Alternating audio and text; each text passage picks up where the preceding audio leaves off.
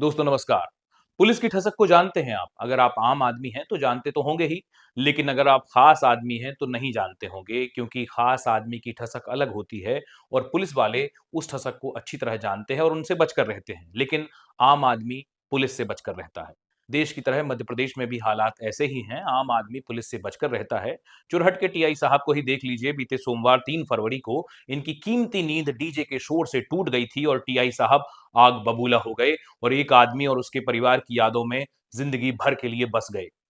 सीधी जिले के चुरहट में सिंचाई विभाग से रिटायर होकर गणपति पटेल अपने घर जा रहे थे। उनके संगी साथियों और परिवार ने उन्हें दफ्तर के आखिरी दिन धूमधाम से विदा करने की तैयारी की थी, ताकि उनका ये दिन यादगार बनकर रह जाए। वे याद रख पाएं कि जिस नौकरी में उन्होंने अपनी जिंदगी के 35-40 साल लगाए, उसे छोड़ते हुए वे शान से अपने घर आए थे। इस मौके पर ढोल बज रहे थे, गणपति पटेल को फूल मालाएं पहनाई जा रही थीं। घर आते हुए लोग डीजे की धुन पर नाच रहे थे, लेकिन उन्हें नहीं पता था कि आगे पुलिस है। इसमें जो लोग पुलिस को नहीं जानते थे, उन्हें जिंदगी भर का एक सबक मिलने वाला था कि पुलिस क्या होती है। जहां जुलूस चल रहा था, वहां आगे सरकारी घर बने हुए थे, जिसमें जनता की सेवा करने के बाद जनता के पैसे से ही वेतन पाने वाले कुछ सरकारी कर्मचारी शायद सोए हुए होंगे। इनमें चुरहट के थानेदार पुष्पेंद्र मिश्रा भी थे। डीजे की आवाज से चुरहट थाना प्रभारी की नींद टूट गई। वे परेशान हो गए कि उनके बुलंद इकबाल में किसने इतनी हिम्मत कर दी और उनकी नींद तोड़ दी। बोला समझ नहीं आया है किसका डीजे किसका किसका डीजे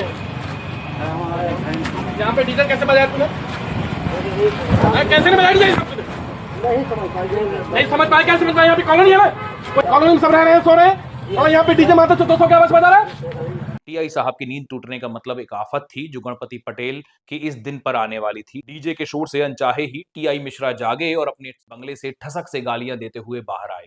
दरअसल यही बताने के लिए काफी था कि पुष्पेंद्र मिश्रा मध्य प्रदेश की उस 8 करोड़ जनता के आगे हैं जो अमरूद नहीं है, आम है। इसके बाद पुष्पेंद्र मिश्रा ने गालियां देना जारी रखा। लोग किसी तरह टीआई मिश्रा की यह गालियां सुनते रहे, जिन्होंने उनके इस धारा प्रवाह वाचन के बीच कुछ भी कहने की कोशिश की। उनके कानों में थाना प्रभारी ने व्यक्तिगत रूप से अपनी सभ्यता का परिचय दिया। जिन्होंने ये देखा और सुना, वे मिश्रा जी की सभ्यता से सदा के लिए परिचित हो गए और ऐसे हुए कि मिश्रा जी को याद करते हुए अब वे मध्य प्रदेश पुलिस को भी सदा याद करेंगे और सदा के लिए भय से कांपते रहेंगे। वैसे इस तरह टीआई पुष्पेंद्र मिश्रा मध्य प्रदेश पुलिस का नाम उस जनता के आगे और गौरवान्वित करते रहे जिनकी सुरक्षा के लिए उनकी तैनाती चुरहट में 2 साल पहले हुई थी। मिश्रा को पता चला कि उनकी नींद में खलल डालने वाले डीजे बजा रहे आर्यन पटेल, प्रकाश पटेल और कार्तिक पटेल थे, तो उन्होंने इन तीनों लड़कों के बाल पकड़े और खींचते हुए उन्हें पुलिस की जीप में बैठा दिया। वैसे मैं आपको बताना भूल गया कि ये पुलिस की जीप टीआई ने गालियां देते हुए ही बुलाई थी, जब उन्होंने थाने के एक कर्मी को फोन लगाया और अपनी परेशानी बताई।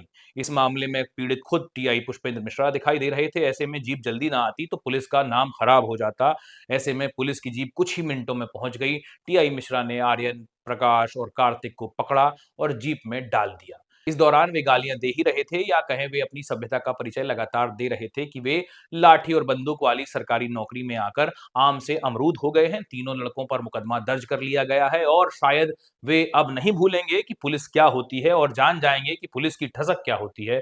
टीआई पुष्पेंद्र मिश्रा जैसे लोग हमारे समाज को कुछ और अनुभवी बना रहे हैं। वैसे तो पुलिस विभाग को पुष्पेंद्र मिश्रा का सम्मान करना चाहिए था, लेकिन डीआईजी ने थानेदार पुष्पेंद्र मिश्रा का 1 साल का वेतन वृद्धि जो है वो रोक दिया।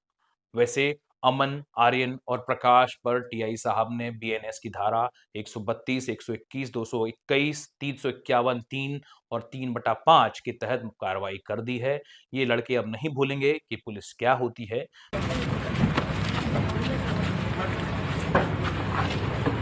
तुम आकर क्यों बैठाओ डीजे का तेरा डीजे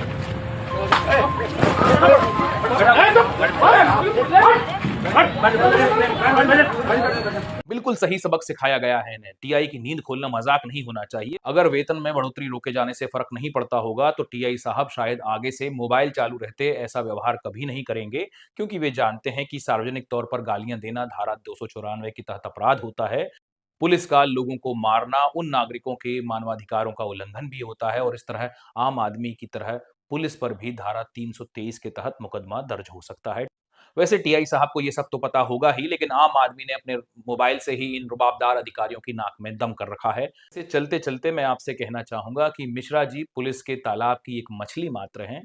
अपनी नज़रों में बाकी तालाब को साफ ही रखिए, क्योंकि इस तरह के किसी भी तालाब की सभी मछलियाँ कभी गंदी नहीं होती। मैंने मध्य प्रदेश में ही काम करते हुए इस पुलिस की ईमानदारी और दरियादिली के ढेरों किस्से सुने भी हैं। उन्हें आपको भी ज़रूर सुनाऊँगा। मेरा नाम आदित्य है। वीडियो अच्छा लगा हो तो लाइक और शेयर ज़रूर कीजिएगा और मेरे चैनल को सब्सक्राइब कीजिएगा। शुक्रिया।